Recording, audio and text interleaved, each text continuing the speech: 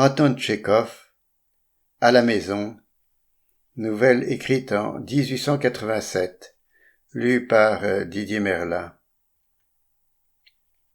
Les Grégoriev ont envoyé chercher un livre, mais j'ai dit que vous n'étiez pas là.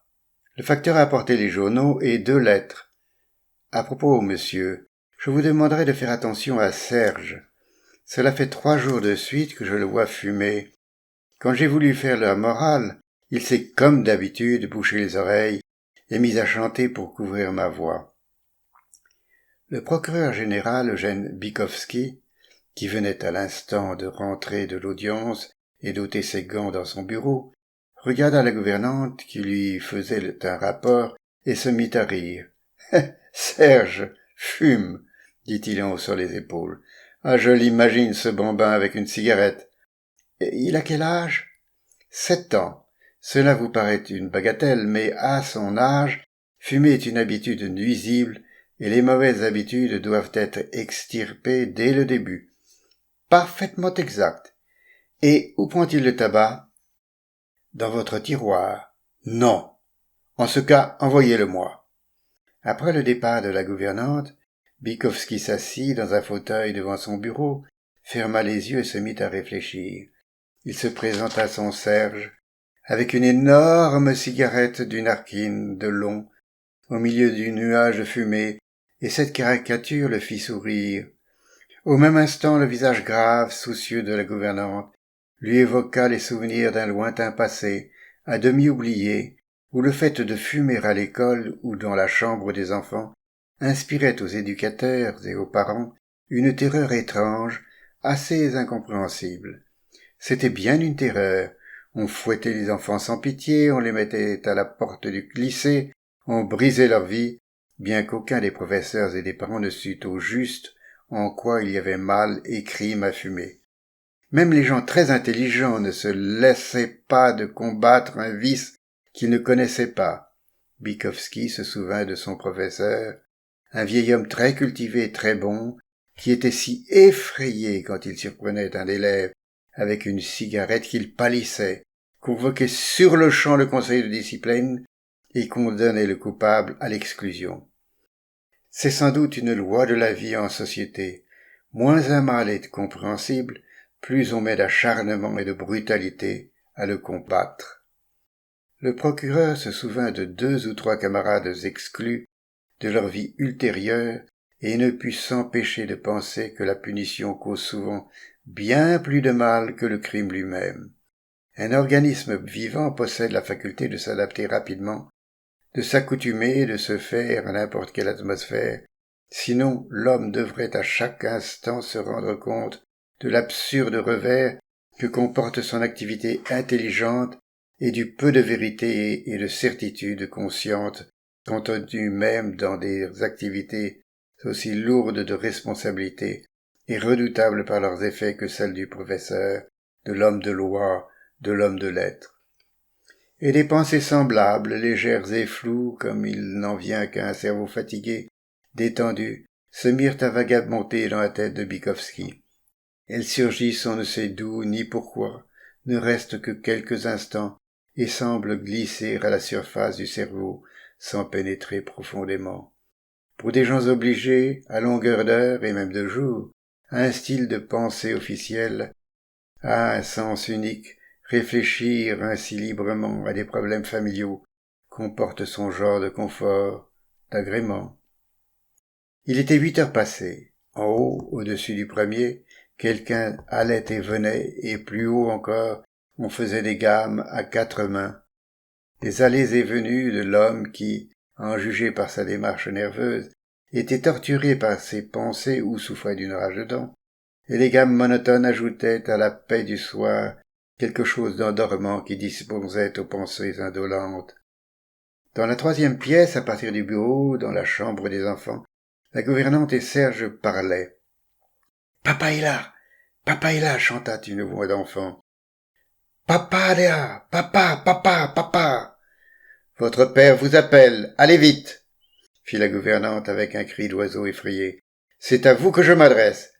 « Que vais-je bien pouvoir lui dire ?» se demanda Bikovski. Mais avant qu'il ait eu le temps de trouver quoi que ce soit, entra dans son bureau son fils Serge, un petit garçon de 7 ans. C'était un être dont on ne pouvait deviner le sexe que par le costume. Malingre, pâle, frêle, il était flasque de corps comme une plante de serre, et tout en lui semblait extraordinairement doux et tendre, ses gestes, ses cheveux bouclés, son regard, sa veste de velours. « Bonjour, papa, fit-il d'une voix douce et grimpant sur les genoux de son père et en l'embrassant rapidement dans le cou. « Tu m'as appelé ?»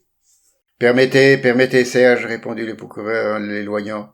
Avant de nous embrasser, nous avons à parler, et à parler sérieusement. Je suis fâché contre toi, et je ne t'aime plus. Sache-le, mon petit, je ne t'aime plus, et tu n'es plus mon fils, non !» Serge regarda fixement son père, puis porta son regard sur la table et haussa les épaules. « Qu'est-ce que j'ai fait ?» demanda-t-il, sciant les paupières avec perplexité. « Je ne suis pas allé une seule fois aujourd'hui dans ton bureau, et je n'ai touché à rien. »« Nathalie vient de se plaindre que tu fumes. Est-ce vrai? Fumes-tu ?»« Oui, j'ai fumé une fois, c'est exact. »« Tu vois, tu mens. Et encore par-dessus le marché, fit le procureur en fronçant les sourcils pour masquer son sourire. Nathalie t'a vu fumer 2 fois. Tu es donc convaincu de 3 délits. Tu fumes, tu prends dans le tiroir le tabac des autres et tu mens. 3 fautes. Ah oui, se souvint Serge, et ses yeux s'emplirent d'un sourire. C'est exact. J'ai fumé 2 fois, aujourd'hui et avant. Tu vois, cela ne fait donc pas 1, mais 2 fois. Je suis très très mécontent de toi. Avant tu étais un bon petit, mais maintenant je vois que tu t'es gâté et que tu es devenu mauvais. Il arrangea le col de Serge et pensa, que lui dire de plus? Oui, c'est mal, continua-t-il. Je ne m'attendais pas à cela de ta part. Premièrement, tu n'as pas le droit de prendre d'un tabac qui n'est pas à toi. Chaque individu a le droit de disposer uniquement de son bien propre. S'il prend celui d'autrui, c'est un méchant homme. Je ne lui dis pas ce qu'il faut, pensa Bikovski. Par exemple, Nathalie a une malle avec des vêtements. C'est sa malle. Et toi et moi, nous n'avons pas le droit d'y toucher, parce qu'elle ne nous appartient pas. N'est-ce pas vrai? Tu as des chevaux et des images. Est-ce que je te les prends? Peut-être que j'en aurais envie, mais ils ne sont pas à moi, mais à toi. Prends-les si tu en as envie, fit Serge, en levant les sourcils. Ne te gêne pas, papa, je t'en prie. Prends-les. Ce petit chien jaune sur ton bureau, il est à moi, mais ça ne fait rien, qu'il reste là. Tu ne me comprends pas, fit Bikovski. Le chien, tu me l'as donné. Il est à moi maintenant et je peux en faire ce que je veux, tandis que le tabac, je ne te l'ai pas donné. Je ne lui explique pas les choses comme il faut, pensa le procureur. Ce n'est pas ça, mais alors pas ça du tout. Si j'ai envie de fumer le tabac d'un autre, avant je dois lui demander la permission. Enchaînant paresseusement une phrase à l'autre en un langage imité de celui des enfants, il se mit à expliquer à son fils ce qu'est la propriété. Serge regardait la poitrine de son père et écoutait attentivement. Il aimait bavarder le soir avec son père, puis s'accouda au bord de la table et se mit à cligner ses yeux myopes sur le papier et l'encrier. Son regard erra sur la table et s'arrêta sur le flacon de colle. « Papa, avec quoi on fait la colle ?» demanda-t-il tout d'un coup en s'approchant du flacon. Bikovski lui prit le flacon des mains, le remit à sa place et poursuivit. « Deuxièmement, tu fumes, c'est très mal. Si je fume, moi, cela ne veut pas dire qu'on peut fumer. Je fume et je sais que ce n'est pas censé. Je me gronde et je m'en veux pour ça. » Je suis un rusé pédagogue, pensa le procureur. Le tabac est très nuisible à la santé, et celui qui fume meurt avant l'âge. C'est particulièrement nuisible de fumer pour de petits garçons comme toi. Tu es délicat de poitrine, tu n'es pas encore formé, et chez les gens faibles, la fumée du tabac provoque la tuberculose et d'autres maladies. Ton oncle Ignace est mort, tuberculeux. S'il n'avait pas fumé, il serait peut-être encore en vie. Serge contempla la lampe d'un air pensif, toucha du doigt l'abat-jour et soupira. Oncle Ignace jouait bien du violon, fit-il. C'est maintenant les Gréguioviev qui l'ont. Il s'accouta à nouveau sur le bord de la table et devint pensif. Son regard pâle était figé, comme s'il prêtait l'oreille ou suivait le développement de sa propre pensée. Le chagrin et quelque chose d'analogue à l'effroi se reflètent dans ses grands yeux aux paupières immobiles. Il pensait sans doute à la mort qui lui avait pris tout récemment sa maman et son oncle Ignace. La mort emporte dans l'autre monde les mères et les oncles, et leurs enfants, et leurs violons restent sur terre. Les morts vivent au ciel quelque part près des étoiles, et regardent là-haut la terre. Souffre-t-il de la séparation? Que vais-je lui dire, songeait Bykowski. Il ne m'écoute pas. Évidemment, il n'attache aucune importance ni à ses actes, ni à mes arguments.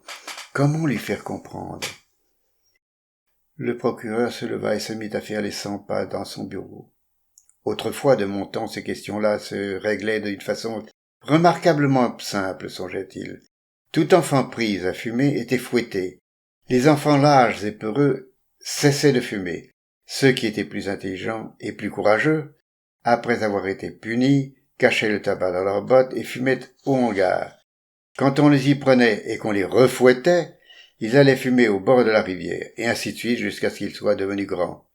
Ma mère, pour m'empêcher de fumer, me comblait d'argent et de bonbons, mais aujourd'hui ces moyens passent pour inefficaces et immoraux. Le pédagogue aujourd'hui, qui se place sur le terrain de la logique, tâche de faire prendre à l'enfant de bons principes, non par crainte ni par désir de se distinguer ou d'obtenir une récompense, mais par conscience. Pendant qu'il marchait et réfléchissait, Serge s'était juché sur une chaise près d'un coin de la table et s'était mis à dessiner. Pour qu'il ne salisse pas les papiers officiels et qu'il ne touchât pas l'encre, il y avait sur la table un tas de feuilles grand format, coupées exprès pour lui, et un crayon bleu. Aujourd'hui, la cuisinière a haché un chou et s'est coupé le doigt, dit-il, tout en dessinant une maison et en remuant les sourcils. Elle a crié si fort qu'on a tous eu peur et qu'on a couru tous à la cuisine. Ce qu'elle est bête! Nathalie lui a dit de tremper son doigt dans l'eau froide et elle le suce. Et comment elle peut mettre son doigt sale dans la bouche? Papa s'est mal élevé. Il raconte ensuite qu'à l'heure du déjeuner, il était venu dans la cour un joueur d'orgue de Barbarie avec une petite fille qui chantait et dansait en musique. Il suit ses idées, songeait le procureur. Il a son petit univers à lui dans sa tête.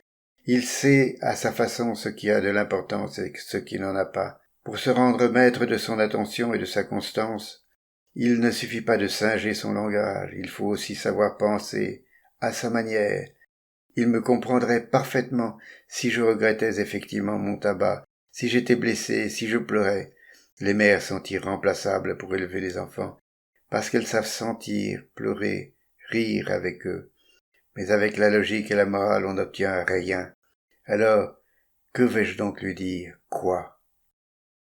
Il trouva étrange et ridicule que lui, un juriste éprouvé, qui avait pratiqué la moitié de sa vie les déclamatoires, arrêts préventifs et sentences, fût complètement perdu et ne sut que dire à un petit garçon.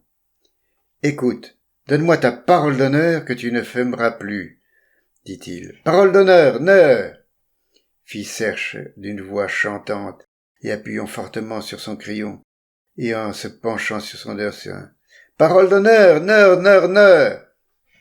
Sait-il ce qu'est une parole d'honneur? Se demanda Bykowski. Non, je suis un mauvais éducateur.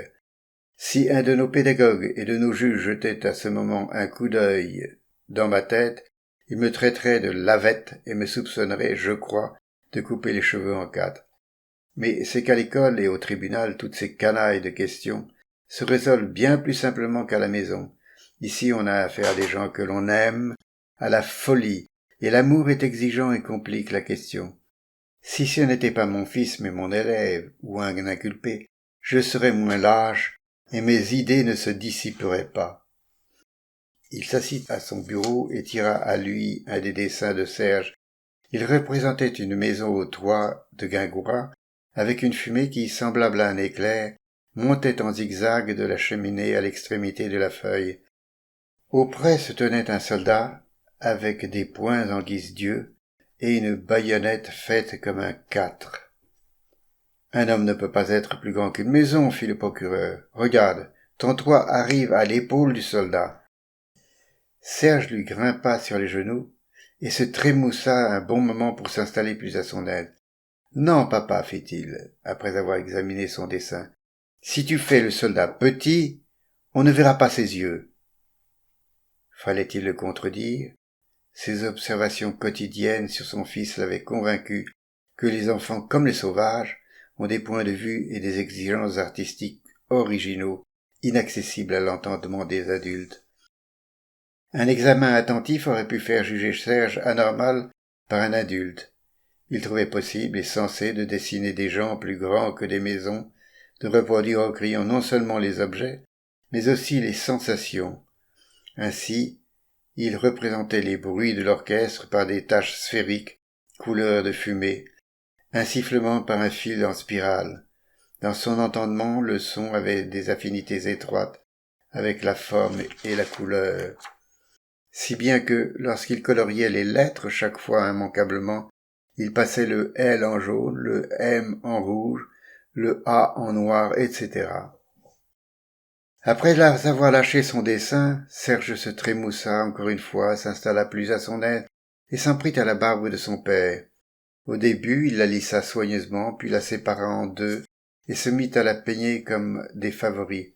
« Maintenant tu ressembles à monsieur Stepanovitch, marmonna-t-il. Maintenant tu vas ressembler à... notre portier.